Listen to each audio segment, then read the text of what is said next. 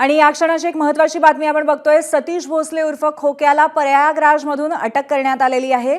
सतीश भोसले हा बीडमधला एक कार्यकर्ता आणि त्याचबरोबर या कार्यकर्त्याने विविध पद्धतीची गुंडगिरी केल्याचं सुद्धा गेल्या काही दिवसांमध्ये उघड झालेलं होतं। विविध व्हिडिओच्या माध्यमातून यामध्ये कधी तो नोटांची बंडला हाताळताना पाहायला मिळालेला होता आणि त्याचबरोबर या सतीश भोसलेला कधी अटक होणार या संदर्भामध्ये वारंवार प्रश्न उपस्थित केले जात होते।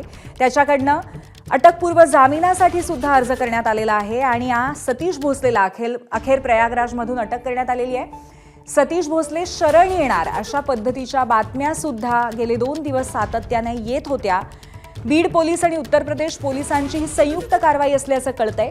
सतीश भोसले उर्फ खोक्या जो आमदार सुरेश धस यांचा कार्यकर्ता आहे, या कार्यकर्त्याला आता अटक करण्यात आली आहे। आपले प्रतिनिधी कृष्णा केंडे आपल्याला अधिक अपडेट देतील।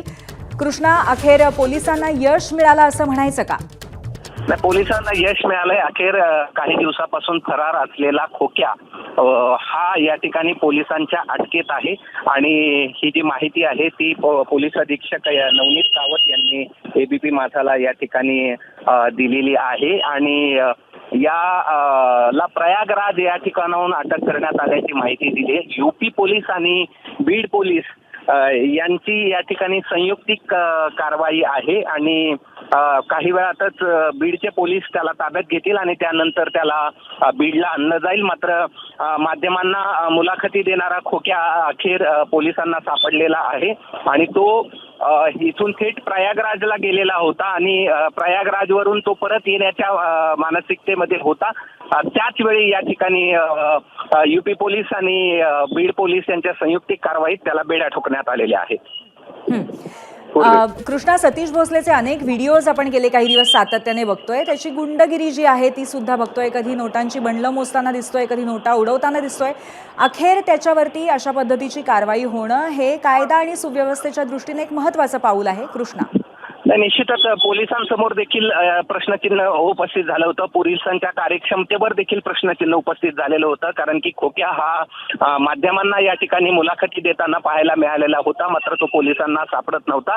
मात्र पोलिसांनी अखेर या ठिकाणी त्याला अटक केलेली आहे आणि या सगळ्या प्रकरणामध्ये थोड्या वेळातच त्याला या ठिकाणी घेऊन आणण्यात येणार आहे अशी माहिती देखील या ठिकाणी पोलिसांकडनं दिलेली आहे। आणि खोक्या याच्यावरती अनेक या ठिकाणी गुन्हे दाखल आहेत। मारहाणीचा गुन्हा आहे आणि त्याच्या पद्धतीनं त्यानं बॅटने एका व्यक्तीला मारहाण गेली होती आणि त्याचा व्हिडिओ स्वतःच करून या ठिकाणी आपली स्वतःची दहशत निर्माण करण्यासाठी समाज माध्यमावरती व्हायरल केलेला होता।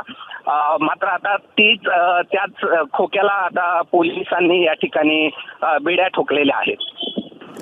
खरंय कृष्णा, सतीश भोसले उर्फ खोक्याची ही मारहाण, त्याचे व्हिडिओज आपण बघतोय आणि त्याचबरोबर आपण याही संदर्भामध्ये सातत्याने आढावा घेतलेला आहे की आमदार सुरेश धस यांच्याशी कशा पद्धतीने खोक्याचा एक फोन कॉल झाला होता त्याच्या वाढदिवसाला। आपले प्रतिनिधी गोविंद शेळके सुद्धा आपल्यासोबत या क्षणी आहेत, आपण त्यांच्याशी संवाद साधूया।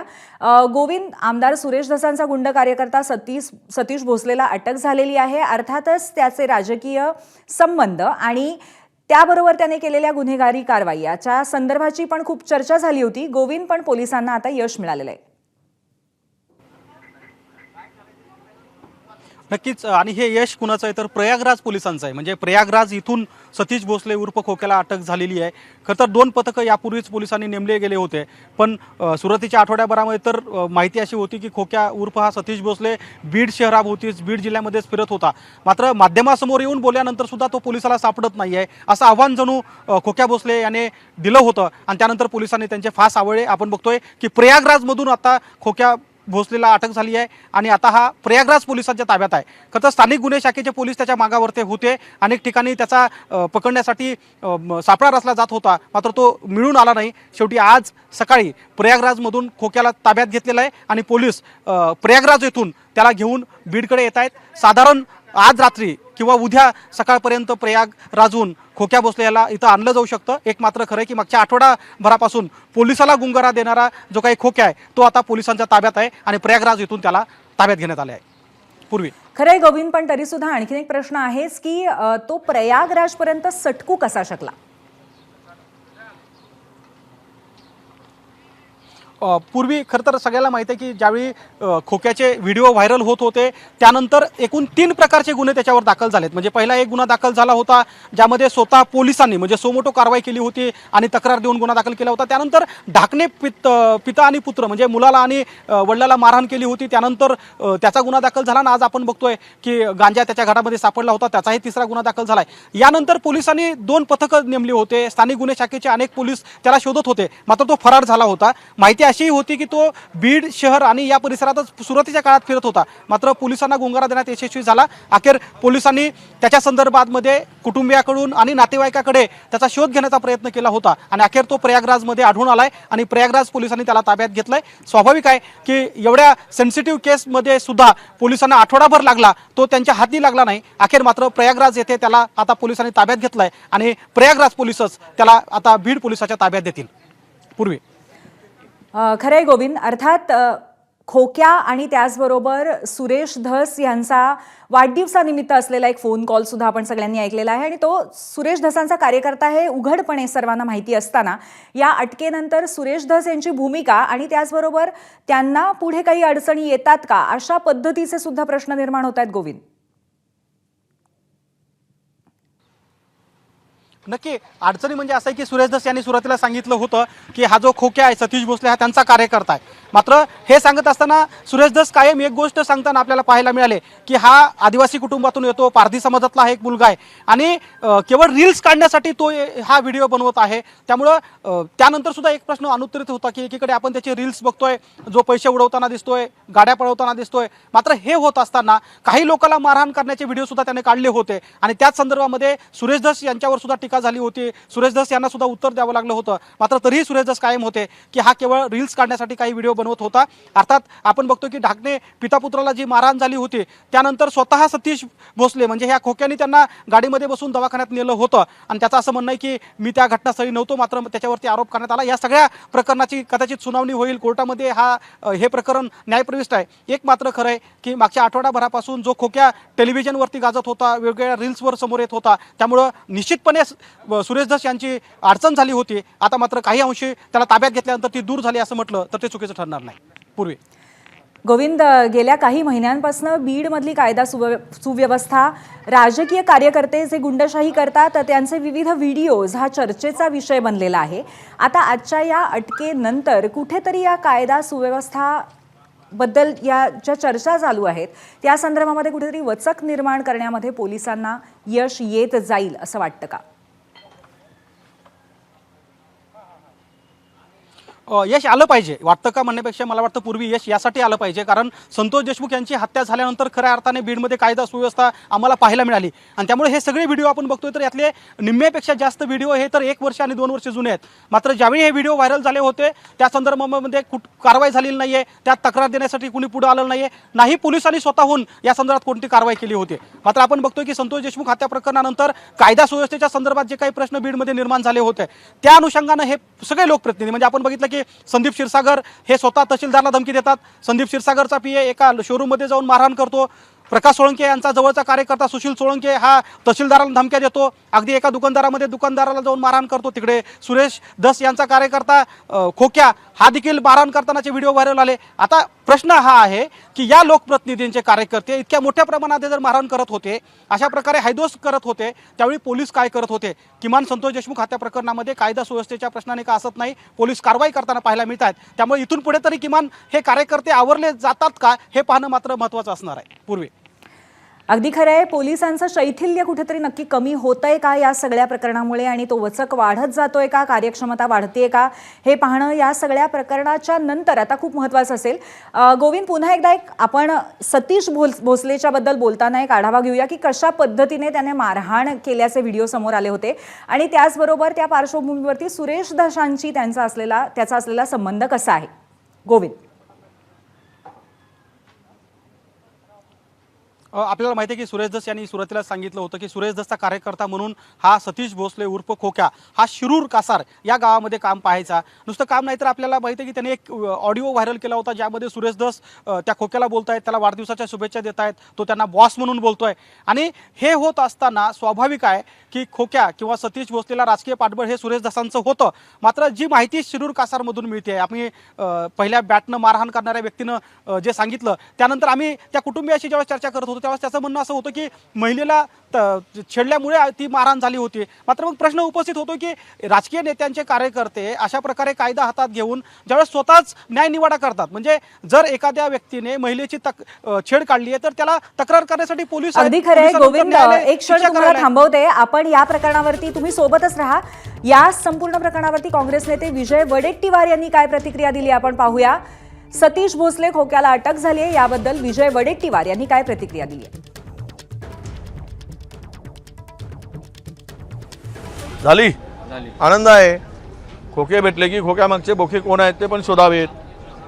आणि इकडे जे बाकाचा आकाश शोधला तसा खोक्याचा बोक्या शोधावा, म्हणजे आनंद होईल. ते सगळं कुठून आणलेत पैसे, बंडल कुठून येतात, सोन्याचा खजाना कुठून येतो, कोणाचा आशीर्वाद आहे, सगळं शोधण्याची आवश्यकता आहे. शोधलं पाहिजेत. तर सतीश भोसले उर्फ खोक्याला अटक झालेली आहे प्रयागराजमध्ये आणि आपल्यासोबत या क्षणी आहेत सामाजिक कार्यकर्त्या अंजली दमानिया. त्यांच्याशी आपण संवाद साधूया. अंजलीताई, आपलं स्वागत आहे एबीपी माझामध्ये. सतीश भोसले म्हणजे खोक्याला आता अटक झाली आहे आणि कुठेतरी एक सकारात्मक पाऊल आहे बीडची कायदा आणि सुव्यवस्था पुन्हा एकदा जागेवर आणण्यासाठी, असं आपल्याला वाटतं का? नाही, नक्कीच. मला असं वाटतं आता की बीडचे जे पोलीस आहेत त्यांना खरंच जाऊन एखाद फुलाचा गुच्छ घेऊन जावा आणि त्यांना त्यांच्या कार्याबद्दल त्यांचे अभिनंदन करावं. कारण आतापर्यंत जी दिरंगाई त्यांची दिसत होती, प्रत्येक गोष्टीत दिसत होती, तर आता त्यांनी जर एका तरी व्यक्तीला अटक केली आहे, जाऊन अटक केली आहे आणि ते पण प्रयागराजला शोधून काढून अटक केली आहे, त्याबद्दल त्यांचं खरंच अभिनंदन.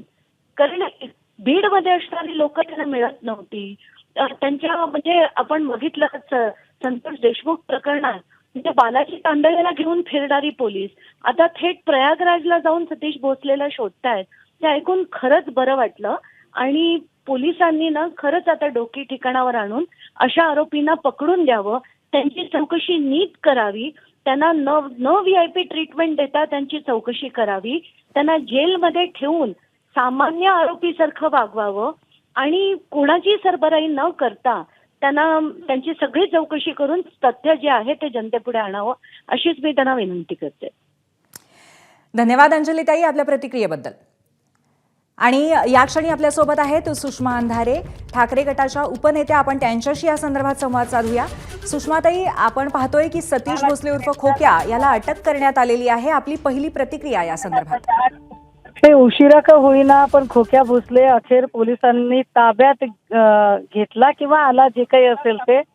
पण चला, अटकपूर्व जामिनाचे सगळे प्रयत्न खोक्या किंवा खोक्याला राजकीय विरोधस्त असणाऱ्या लोकांकडून आता संपलेले असावेत.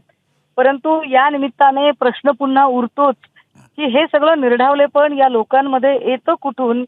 तर मुळात राजकीय विरोधस्ताने आधी फरार व्हायचं, फरार होण्याच्या त्या वेळेमध्ये अटकपूर्व जामिनाची तयारी करायची आणि तेवढ्यातून समजा नाहीच मिळालं ट्रीटमेंट द्यायला सगळे तयारच आहेत. आमची गृह मंत्रालयाला विनंती असेल की किमान एवढी प्रकरणं झाल्यानंतर तरी तुरुंग हे आरोपींना सुधारण्यासाठी असतात याचं भान ठेवत अशा लोकांना VIP ट्रीटमेंट मिळणार नाही याची काळजी घेतली जावी. सुषमाताई, बीड जिल्ह्याच्या बाबतीमध्ये राजकीय नेते, कार्यकर्ते आणि पोलीस यांची एक जी शृंखला पाहायला मिळती आहे, या संदर्भामध्ये आणखीन कुठेतरी कायदा आणि सुव्यवस्था आणखीन चांगल्या पद्धतीने कुठेतरी त्याचा वचक बसावा, यासाठी काय पावलं उचलली पाहिजेत, काय वाटतं आपल्याला? ताई, बीडमध्ये एकच मतदारसंघ नाही तर प्रत्येक मतदारसंघात असे खोक्या आपल्याला सापडतील आणि त्या प्रत्येक खोक्यांचे आका आहेत. पण प्रश्न असा आहे की जेव्हा आपण सातत्याने म्हणतो की बीडमध्ये लॉलेस सिच्युएशन आहे, गृहमंत्री सुद्धा सभागृहाच्या पटलावर म्हणतात की बीडमध्ये लॉलेस सिच्युएशन आहे, परंतु गेल्या 10 पैकी 7.5 वर्ष गृहमंत्री म्हणून स्वतः देवेंद्रजीच आहेत.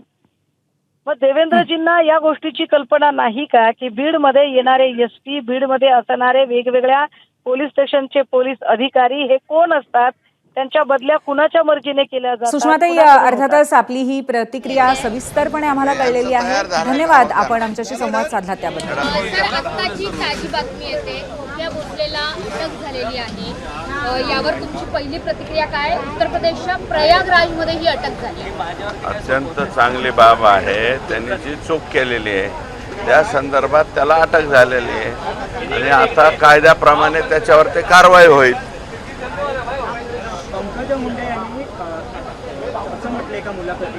नाही, मात्र एक मिनिट ह्याला सोडून घेऊन पहिल्यांदा आत्ताच सर्व विरोधक 2 दिवस झाले तुमचा आरोप करत होते, तुमच्यामुळे कुठेतरी खोक्याला अडवलं जात आहे, पोलिसांकडून दाबलं जात आहे, लपवलं जात आहे. अजिबात नाही. मी कोणत्या पोलिसला कधी फोन लावत नाही. त्याला अटक करा म्हणलं तर मी स्पष्टपणे माझ्या मुलाखतीत म्हणलं ना, त्यांनी जी चूक केली असेल त्याच्यावर कारवाई करा. तर त्याच्यावर ते कारवाई झालेली आहे. आता तो आत्ता अटक झालेली आहे त्याच्यावरती पोलीस जे काही कलम लागलेले आहेत त्या कलमाप्रमाणे कारवाई करेल. एबीपी माझा, उघडा डोळे बघा नीट.